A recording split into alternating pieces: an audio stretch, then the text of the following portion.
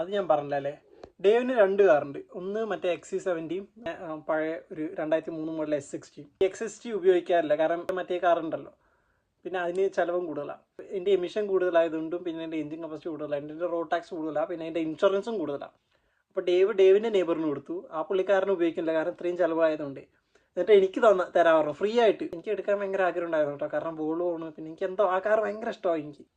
അതിൽ മറ്റേ ഹീറ്റഡ് സീറ്റും പിന്നെ ക്ലൈമറ്റ് കൺട്രോളൊക്കെ ഉണ്ട്. ഇൻഷുറൻസ് കോട്ടൊന്ന് റൺ ചെയ്തു.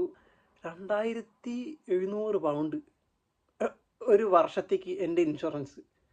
കാറ് ഫ്രീ ആയി കിട്ടിയത് ഓക്കെ, പക്ഷേ ഈ ഇൻഷുറൻസോ, പിന്നെ റോഡ് ടാക്സ് വരുന്നത് 200 എത്രയോ പൗണ്ട് അതും. അപ്പോൾ പിന്നെ ഞാൻ വിചാരിച്ചു ഇത്രയും കാറ് വാങ്ങണം എന്ന് ആഗ്രഹമുണ്ട്, പക്ഷെ ഇത്രയും ചിലവല്ലേ വരുന്നത്, അതുകൊണ്ട് പിന്നെ വേണ്ട വെച്ചു. പിന്നെ അത് വേറെ ആൾക്ക് വിറ്റു.